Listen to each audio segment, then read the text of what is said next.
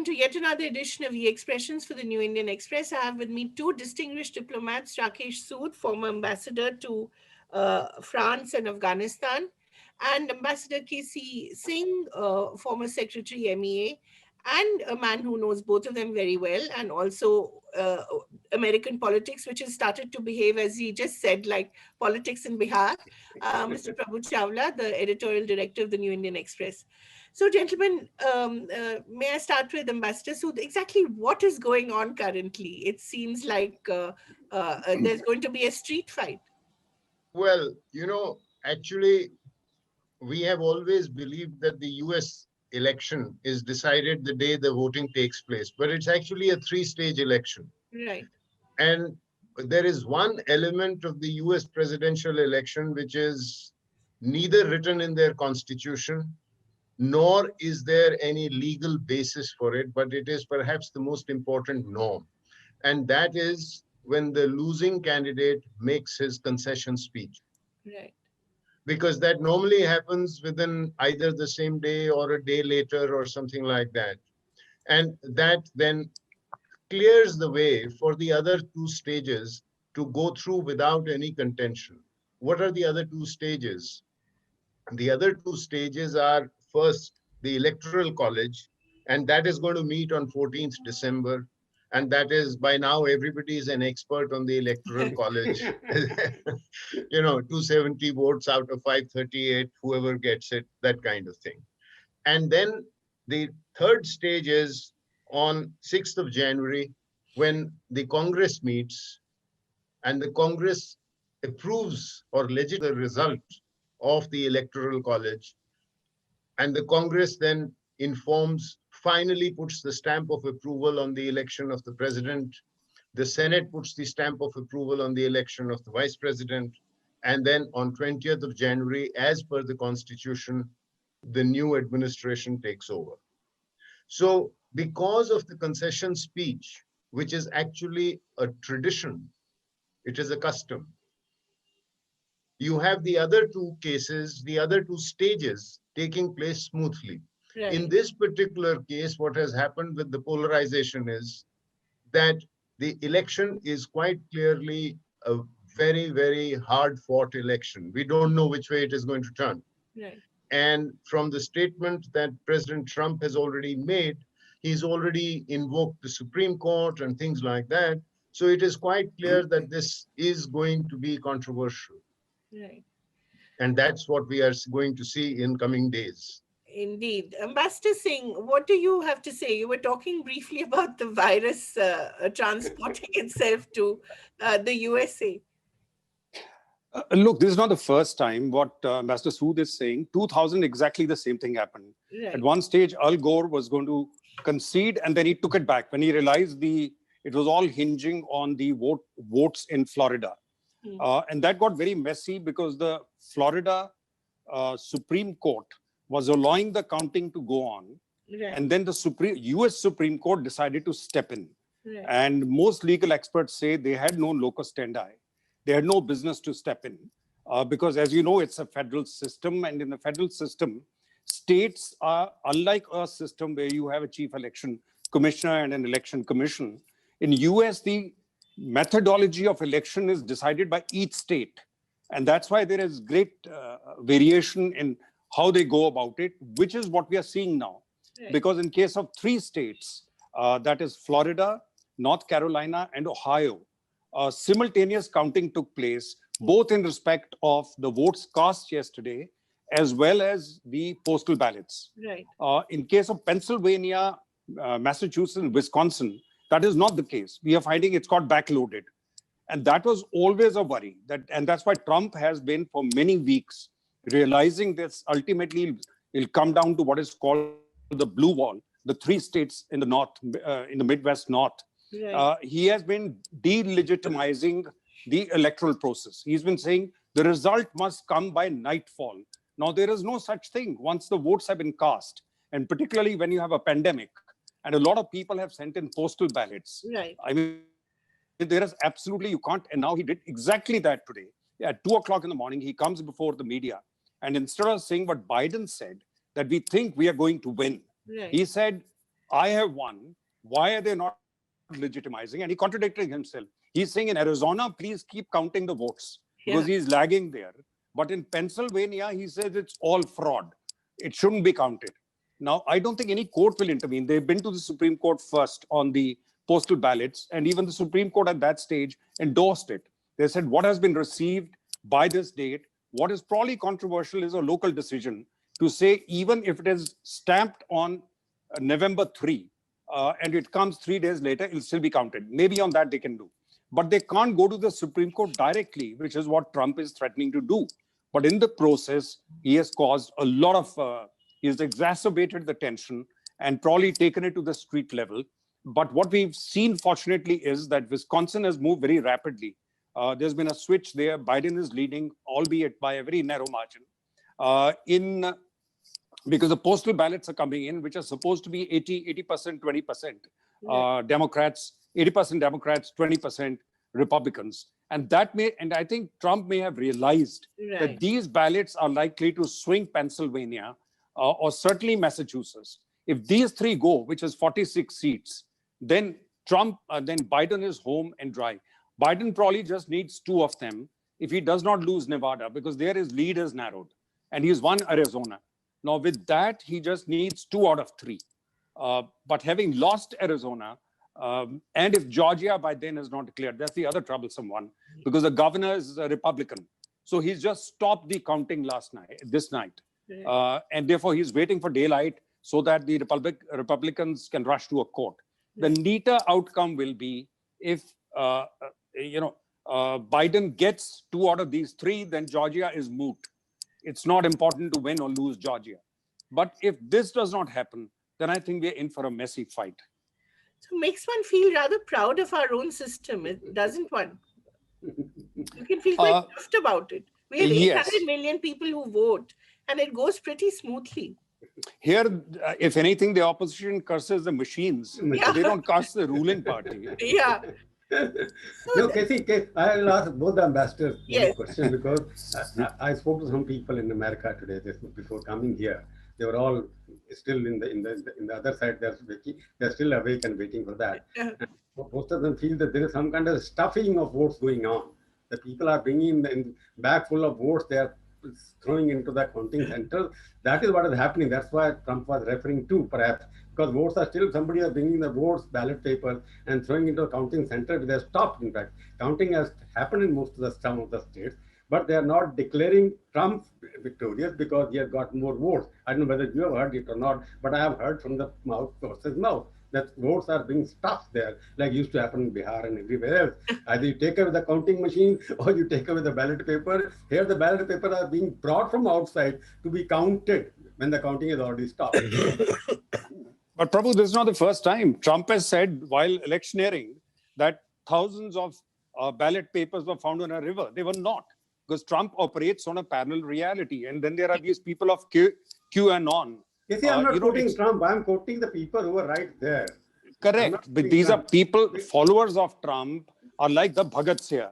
Anything that the top man says is just the truth. And that is the truth. So, you have... Like a true liberal, you're also assuming certain things. That my person I have spoken to is a Bhakt. He's not. Was you witness to the stuffing? Yes. That's what I'm asking. No, I doubt it, but I can't not doubt my own relatives. No, did he take a picture? No, he would have taken a video, a picture. Yeah, I'm telling you another one thing that happened in this election, which is very surprising. They sent me a couple of pictures about 5 days ago, the kind of procession happening there in favor of so and so. I'm not going to name, because Casey will jump to the conclusion again. That mail was stopped by Google. That it is a political propaganda. You are sending mails with the pictures of a particular candidate. It was stopped. It is on record. I'll show you. That is the thing going on. Google is stopping the mails also going from in favor of a particular candidate, distributing happening there. That's the worst kind of censorship happening around that place. Google is not allowing in the communication of people. I got the facts of that machine. I showed you. I got through the WhatsApp that what the mail was stopped, and Google said it's a propaganda. It is a picture of Trump campaigning, nothing else.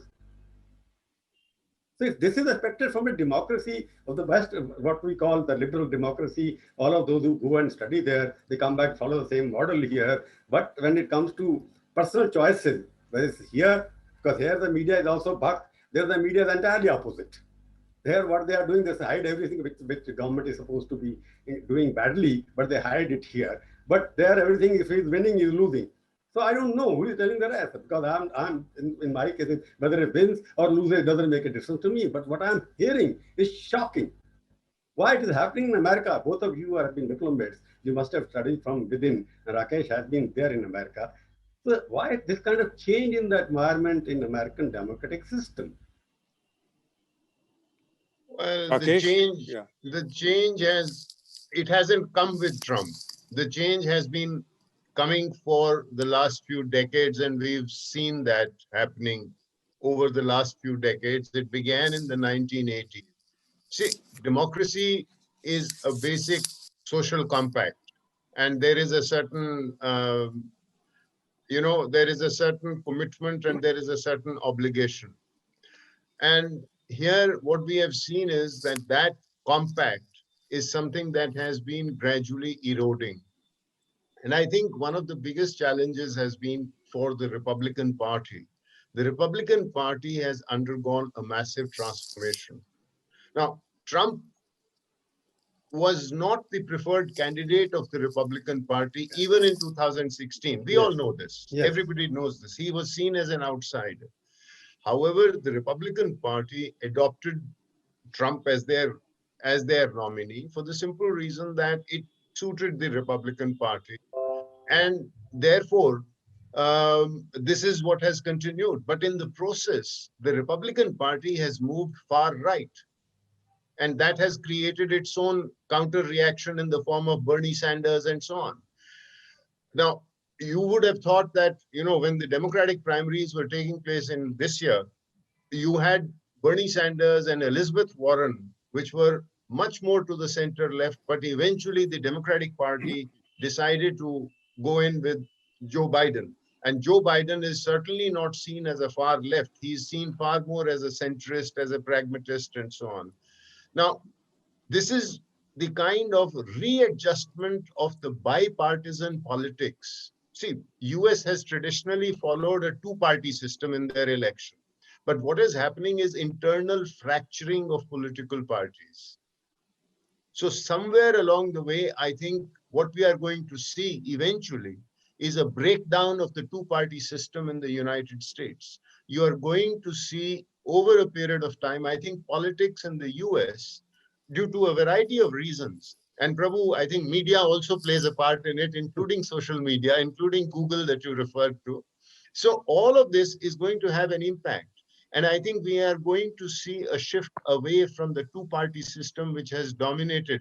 In fact, when the first election took place and George Washington became the first president of the United States in 1789, at that point, you didn't have political parties in the US. Political parties evolved separately and subsequently. And over a period of time, in fact, when the Constitution was being written, the framers of the US Constitution felt negatively about the power of political parties. But eventually, political parties evolved, two political parties emerged, the Republicans in their current form and the Democrats. And then they became more and more powerful. And then they dominated the whole primaries and the electoral system and so on. And I think what we are seeing today is actually something that is going to be a fragmentation.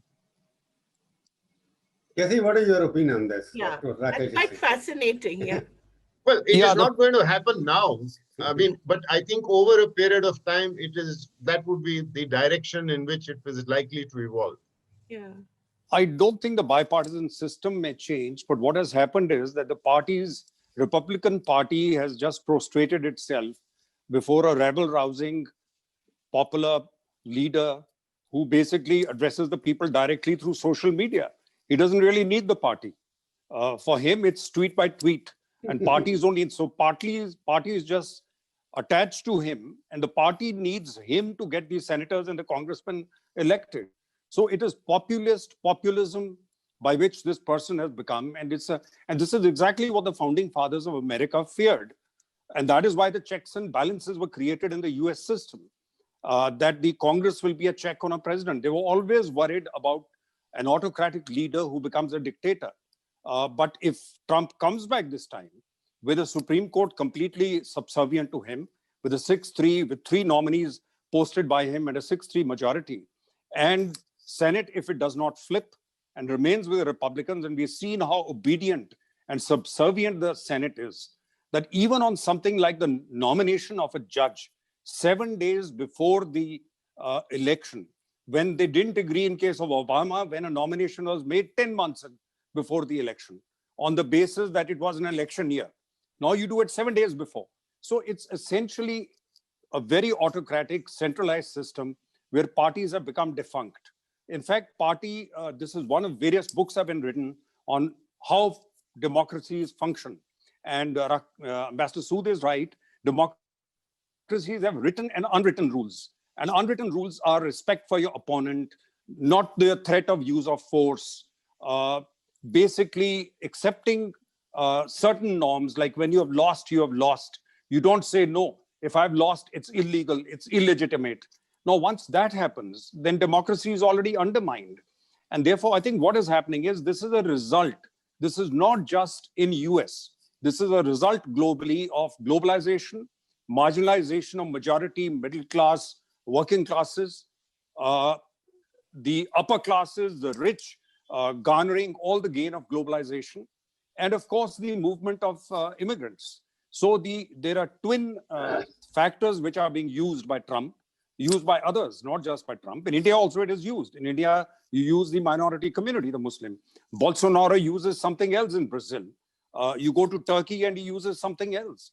So these are populist right-wing leaders who basically connect with the people directly, not with a positive vision, but with a vision of playing on the fears of the populace and therefore garnering support from them. Now, once that happens, it becomes very difficult for democracy to function and the parties become irrelevant. Yeah, it's a personality-less election. I know in America, it is always in like personality, which is happening much more often now. But I'm coming back to the basic question which both of you raised just now.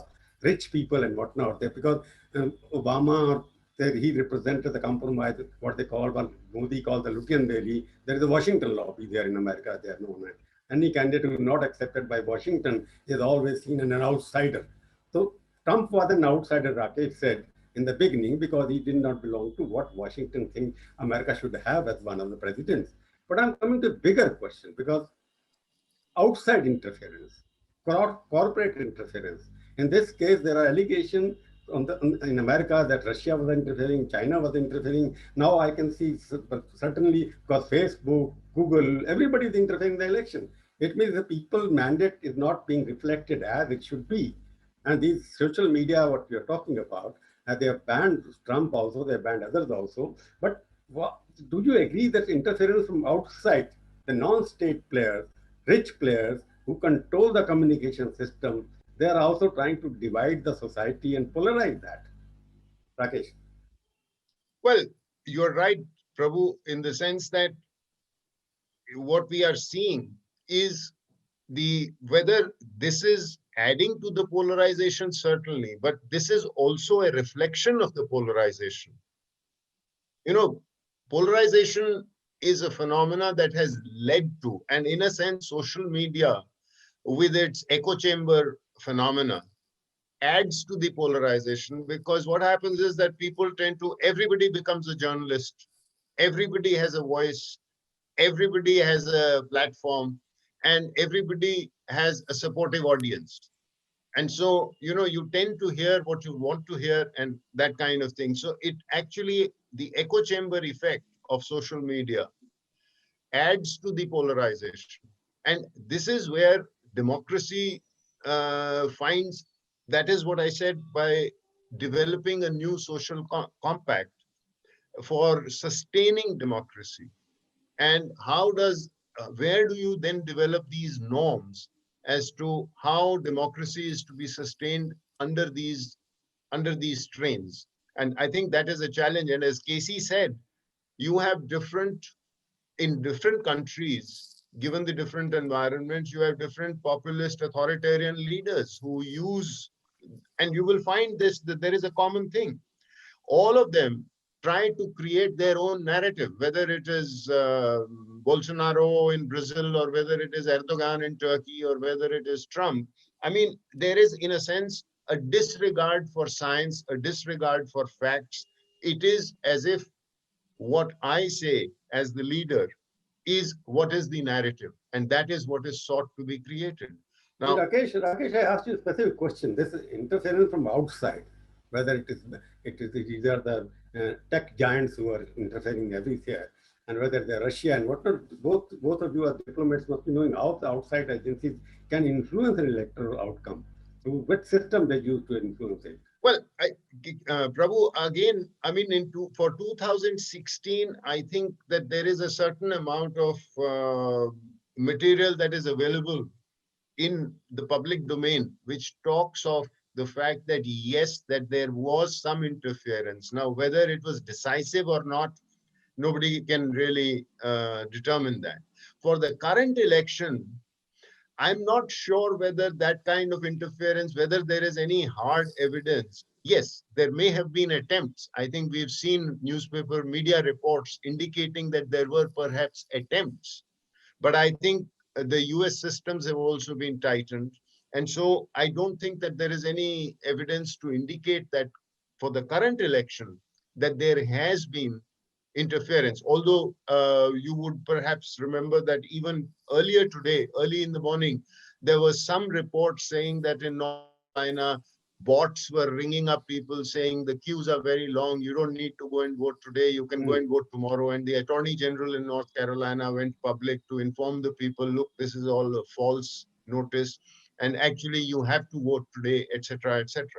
So, so now, but again, when I tried to check as to who was behind these bots, there is absolutely nothing in terms of any speculation even as to who was behind the bots which was trying to delay or suppress voter participation in North Carolina. Now, whether this also happened in other states or not, I really don't know. I mean, we are too close to the event, I guess. I wanted to ask both of you, gentlemen, what does it mean for the image of America? When both of you started out as, as diplomats, America really was a giant, and culturally, economically, it was such a unipolar world. Even though, of course, there was Soviet Russia. But America was always a leading light in terms of democracy. What does it mean now to see the hollowness sometimes of American democracy, American healthcare, the American education system? It doesn't seem as Teflonish as it used to be, right? You're asking me? Yeah, well, both of you. Let Casey answer that. No, if you nominate, it's better. Yeah. No, go ahead, Casey. Go ahead, please. Yeah. Look, the US commitment to democracy at home was always there, but US commitment to democracy all through the Cold War was always very suspect. Right. There is a famous statement of somebody saying, so-and-so is a bastard. Why are you supporting that dictator in Latin America? But and the US president saying he is a bastard. Our bastard. So, during the Cold War, it was very selective. We've seen what happened in Pakistan. Democracy came, democracy went. US did not shed any tears all over the Gulf. Shah of Iran, they backed the Shah of Iran. So therefore, it was only sort of, but then the opposition was coming from Soviet Union. The fight was not so much about systems as the communist ideology and the capitalist ideology. It was not so much about systems. Right. Whereas now in between US, when it became the dominant hegemon for almost 3 decades after 1991, they wasted an opportunity. They wasted so much money and so much material and lost so many lives trying to bring democracy to Afghanistan and Iraq. Right. Now, it would have been obvious from the beginning that democracy in the Western liberal form is not exportable, and it's not exportable in toto, because the minute you take away a Mubarak or you take away an Assad, then you're unleashing forces, and many of those forces are right-wing religious forces. Right. And it becomes very difficult, and they are not committed to democracy. We saw the Muslim Brotherhood come in Egypt, and then the military had to step in again. And one of the finest speeches, I think one of the presidents who was committed to this was Barack Obama. And his speech at Cairo University was a great speech. He went to Egypt because he saw when the Arab Spring started. Then as a cerebral being, he realized that if you have to counter radical Islam, then the argument that the only way to, then that US is manipulating these dictators, that argument had to be countered. And the only way was you allow democratic forces to come up. And he thought that will be the answer to Al-Qaeda, answer to all these radical forces using violence. But then what happened was that Muslim Brotherhood came in, and then they started completely demolishing the systems. They came in using democracy, but then they were committed to an extreme right-wing ideology. Right. And that is where then I think America stepped back. They realized you cannot export democracy in its current form as practiced in the West. And now, in any case, it's not even practiced in the West, as we have seen. And this is what China is saying. China is gloating over it. They're saying, look at us. You've been giving us lectures about political reform and political changes in our country, but socio-economically, we are far ahead. We have conquered the pandemic. Our economy is back on track. And you guys don't know, your nose from your tail yet.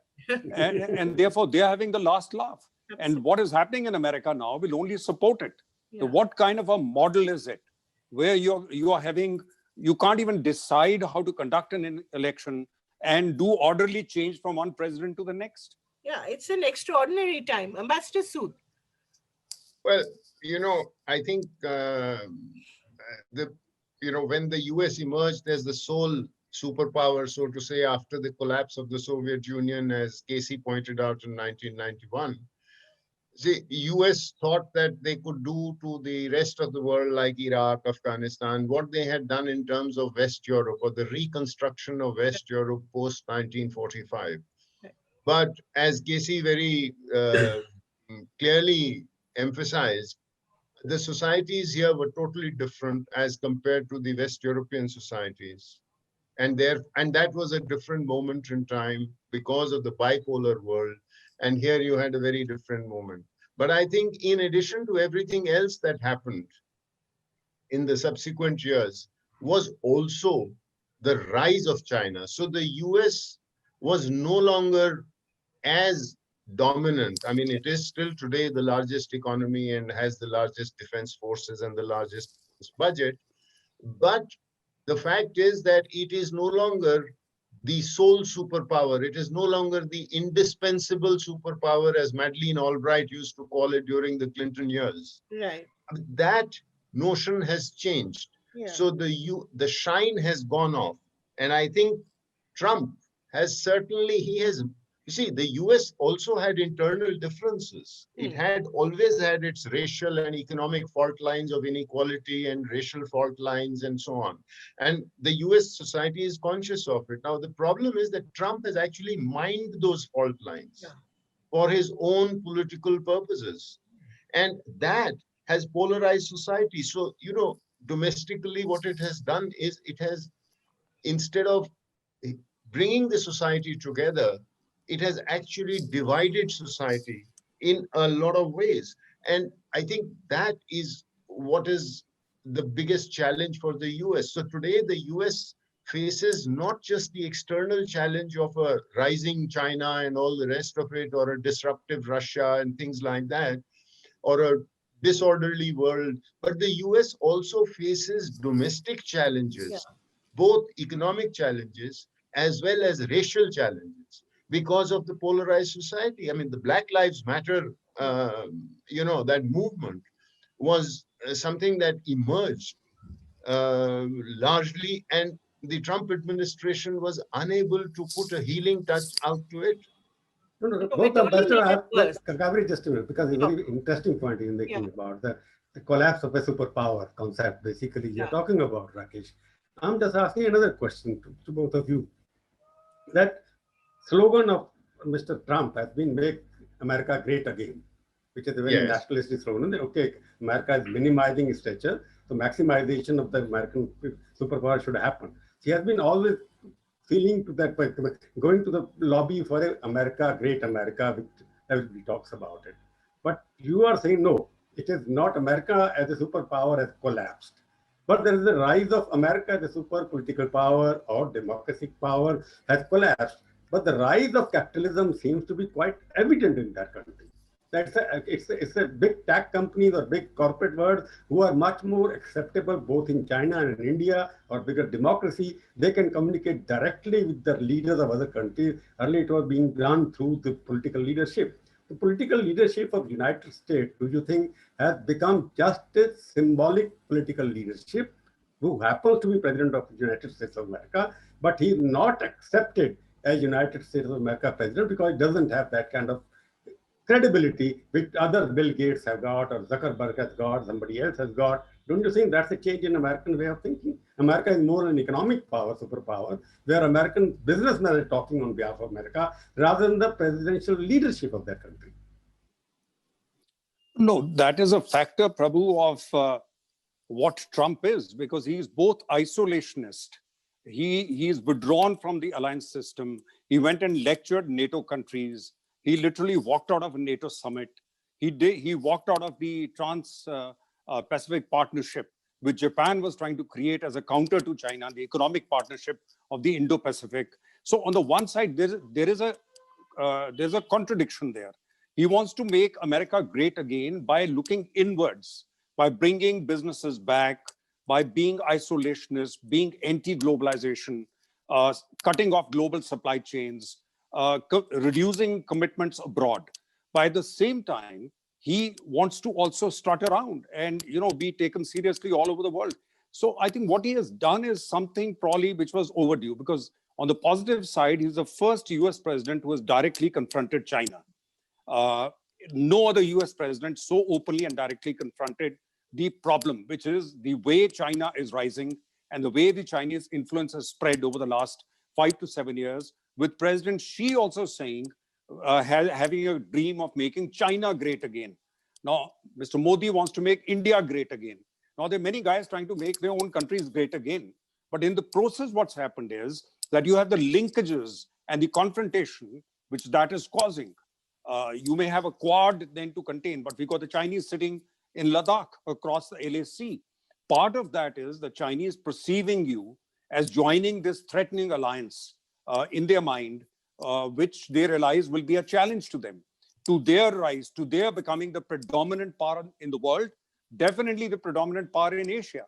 So I think we are in a very dangerous time when trade groupings like WTO, they've been debased. UN's role itself is debased. Human Rights Council, America has quit them, and look at the countries which have got elected to it. Saudis, and you got all kinds of countries elected to the Human Rights Council, which have little commitment to human rights. So therefore, international institutions, financial and political, as well as the alliance systems involving trade, commerce, these are all now seen as broken things. Is Trump capable of reinventing them? That is the only danger, that a Biden coming in will probably not change the overall approach, but will be able to carry other partners along to reform them or realign them or bring about new compact. This is the post-Second World War compact. Trump is not capable of creating any compact. He is a disruptive force. Now, do you want a disruptive force in another 4 years? That is the question. Master Sood, I wanted to extend that idea. There was someone who said something very interesting, that even if Trump is defeated, Trumpism will survive. I found that a very interesting idea. Do you agree with that? Well, to an extent, what Ambassador Casey Singh said, see, Trump took certain themes that were already there, and then he was able to play with a number of them. Some of them in a very negative fashion, but some of them perhaps deserving of that attention. Now, let's take China for a minute. As Ambassador Casey Singh said, Trump was able to call out China. Now, earlier what had happened, but here again, you see, you look at the contradiction. Obama actually had identified China, but Obama did not call China a threat. He did not call China a revisionist power.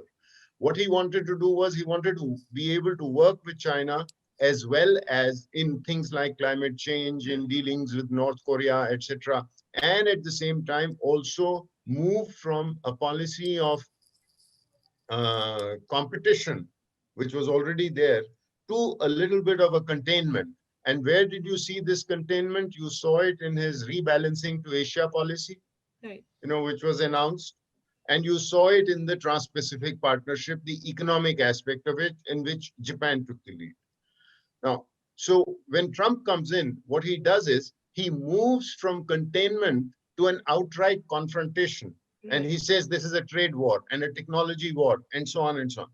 Now, many of the technology controls had actually been introduced during the Obama administration by Secretary Ash Carter. In fact, the first study of the Defense Intelligence Unit was created by Ash Carter in the Pentagon. And the first study of the DIU was brought out during Ash Carter's time to show how China was actually trying to steal cutting edge technologies and the way they were going about it. And therefore, there was a growing need to strengthen laws relating to the Committee on Foreign Investments in US and things like that, which happened. So what I'm saying, but then Trump at the same time converted the containment into a confrontation. But at the same time, what he did was he took away the TPP because he withdrew from the TPP. Right. So the confrontation remained as a frontal trade war, technology war, etc., etc. Now, which meant that other countries like Japan, like South Korea, like countries in the ASEAN or India were then faced with this situation of us versus them kind of thing, making a choice between are you with US or are you with China? Whereas I think Obama realized that those are uncomfortable choices, unrealistic choices, because China, unlike the Soviet Union, is an integrated economy globally. Right. Soviet Union was not an integrated economy globally. Soviet Union was only integrated within the Eastern Bloc. Eastern Bloc, yeah. Right. But China is a globally integrated economy. For 127 countries, China is their biggest trading partner. Right. That is extremely unusual. Chinese investment, and China has sort of, they have planned and they have a certain strategy. If you look at the Belt and Road strategy, that is also an investment strategy which brings in, more than 50 odd countries into a certain investment related relationship of infrastructure development, etc., etc. So Obama, realizing this, preferred, rather than a confrontational approach, which can easily translate into conflict. Because the next stage, you see, you move from cooperation to competition, Right. from competition to containment, from containment to confrontation, and after confrontation, the next stage is conflict. Yeah. So, I mean, Trump decided that he wanted to shift gears and move to confrontation. Directly. But then, I think let us discuss the takeaways from this election, because the time is left sure. now. Both of them, what are the takeaways globally and particularly in respect to India? Because in India, the continuation in foreign policy is always the familiar uniqueness of every regime, whether it is India, whether it is there is some kind of a continuity in foreign relationship. And Rakesh, you have been there and you have been watching the case. He has been reading the fight secretly in South Block. So I would like to, even in Rashtrapati Bhavan, that matter. So I would like to ask both of you, what does it mean in terms of what are the takeaways globally? You have defined various things.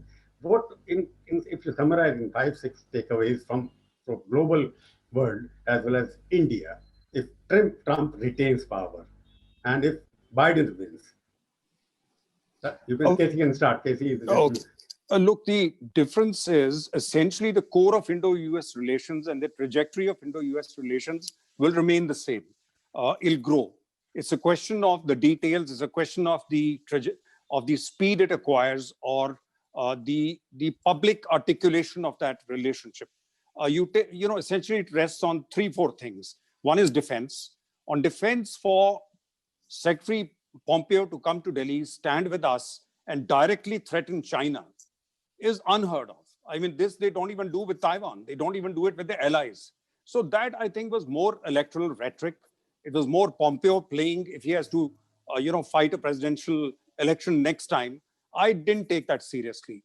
Because if Trump is not willing to stand with the allies, he's not going to come and fight with us and fight with China.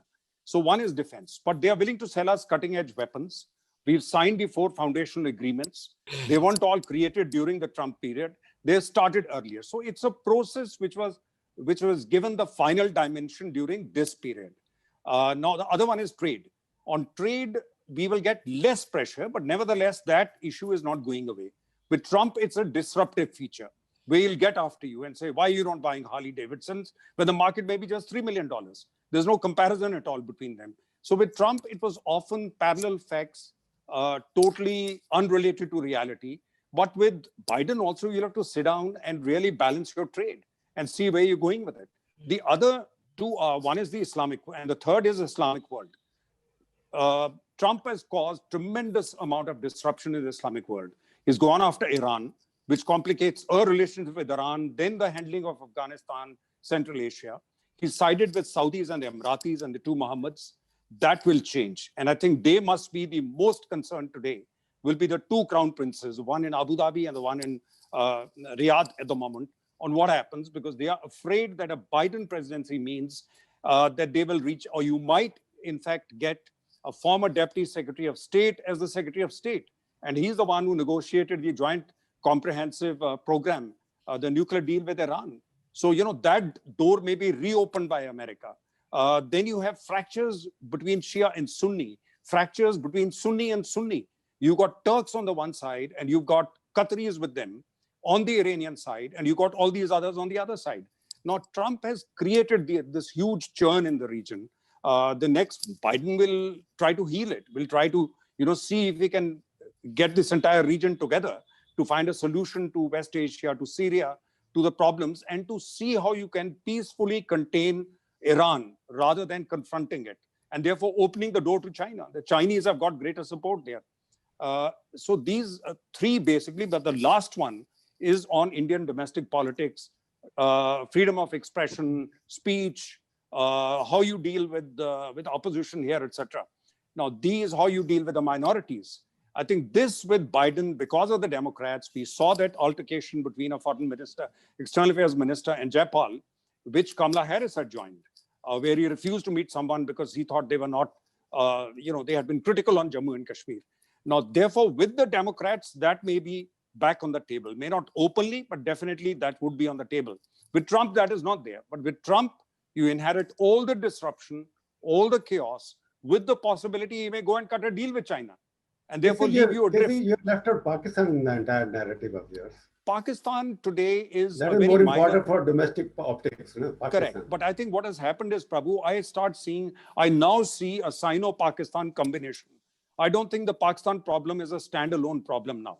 And by the Chinese coming on the Ladakh border and with their interests through Gilgit-Baltistan and the CPEC, their interests are much closer. And we should think in terms of not any open confrontation with Pakistan alone. There's a good possibility it'll be two for the price of one. The Chinese may well, more directly than ever before, come to Pakistan's rescue in case of anything in this region, because they'll see it impinging on their economic interests in the CPEC, etc. So it's got more complicated. So the Chinese, the old patron US had left, they've got a new patron, which is very much there. Rakesh, if Trump returns, what happens? What Casey has put out a narrative which is much more, they will unroll what Trump has done. They will do. What do you think that in US that happens, that when outgoing president, the incoming president comes, that dismantles everything which was laid by the previous president? No, but sorry, Prabhu, you said if Trump returns. Yeah. Or are you saying if Biden comes? If Biden comes, I'm answering both the questions. If Trump comes, what happens? Will he continue with the same rhetoric which Casey is talking about? Or Biden reverse everything which Trump has laid down? Well, I think if Trump returns to power, then I think what we will see is an acceleration of the trends of disruption that Casey pointed out, particularly in West Asia. And that will have enormous implications for us. At the same time, Trump will certainly want to sell us more LNG, shale gas. Mm-hmm. He will also put pressure on us on the trade issue, on the visa issue. Yes, he will probably not talk to us about Kashmir or CAA or human rights or things like that, because he couldn't be bothered. He doesn't bother about it in his own country. So what the hell? Why should he talk about it to us? But you are, as Casey is also absolutely right. He could well do a deal with China tomorrow, which may just leave you, High and out on a dry. limb. Yeah. So in that sense, there is an element of unpredictability insofar as Trump is concerned. On the other hand, if his relationship with China continues to go downwards, then you will certainly find that they will, Pompeo or his successors or whoever, that the Defense Department, State Department, White House, Trump White House, will certainly want to develop closer ties with India, notwithstanding the unpredictable nature of Trump's tweets. Right. Okay, that's insofar as Trump is concerned. Now, if you come back to Biden, and let's say if Trump remains a one term and it becomes Biden who takes over the White House, then I think Biden's priorities, while there won't be a 180-degree reversal of everything that Trump has done, but there will be some calibrations. Like, for example, with China, Biden will try and find some kind of a modus vivendi, some way of working with China on certain issues, and at the same time, not giving up on the trade issue or on the tech issue, which has assumed its own identity now and has bipartisan support in the Congress and the Senate and so on. Second, Biden will try to restore a balanced relationship with Japan and with South Korea, two other allies in that region. Third, Biden will also attach enormous importance to reviving the arms control process, the first of which will be the New START treaty, which lapses in February of next year. And he will certainly revive that and extend it for a period of 5 years, so that you are seen as the arms control structure is not allowed to completely crumble, and then see how best that relationship with Russia can be taken forward. That is also a positive thing insofar as his European allies are concerned. And Biden administration will take efforts to repair relationship with the European allies, with NATO, with Germany, France, etc., etc. Then on Afghanistan, Biden will also want to exit, much as Trump has indicated. And so therefore, that exit will continue. But Biden will try to certainly restore a bit of balance, because although Biden has said that if he will go back into the JCPOA, the Iran nuclear deal, but perhaps it may not be that easy. The Iranians also are difficult customers, as Casey knows very well. So, I mean, he will.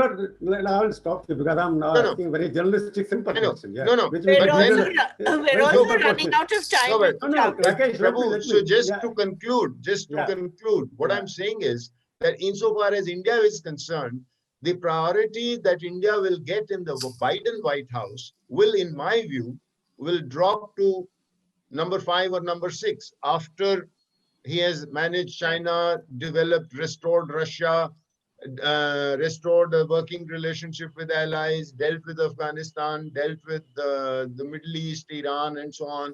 And then, it's so, in a sense, your India's folder, as it were, as you say, where is the dossier? Where is the India dossier? Oh, it's at number 6. No, I'm asking. You are already said India will be downgraded. We're running out of time. That's why I'm putting very straight question. You have already said that India will be downgraded if Biden wins. That is what you are telling me.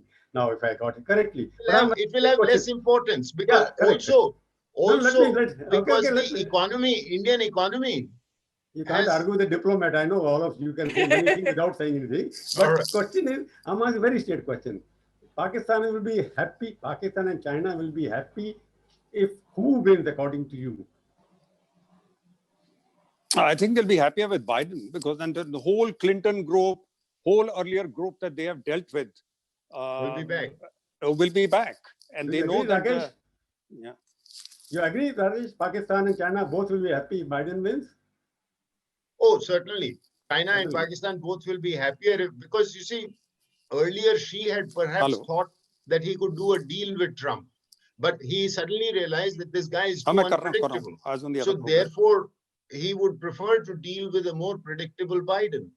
And exactly as Casey said, if Biden comes in, then he comes in with a known set of people. Last So question. from that point of view last as question, well. Last question. India will be happy if. I don't know. I mean, you tell me. I'm asking I both think of you diplomats. I have our no happiness. No. But let's face it. We have to look after our own interests, and part of the relevance that we will The have will kind of also friendship depend. which Modi and Trump had, we are seeing Modi howdy and whatnot, Trump coming here, all sorts of things. I We are don't seeing. think that counts Even, for very much. I'm sorry. I no, don't think that the howdy Modi and the namaste both of Trump you and all agree of that that. India doesn't care whosoever wins. Yeah. I mean, I think we have forgotten that Modi also had a very good relationship with Obama when he did the Chai Pe Charcha in Hyderabad House. So I think we will work with whoever it is. It depends on how strong the Indian economy is. What is India's role in its region? Can we manage our neighborhood? And I think it is that will determine how important or where is the value or what is the importance that the White House will give to India.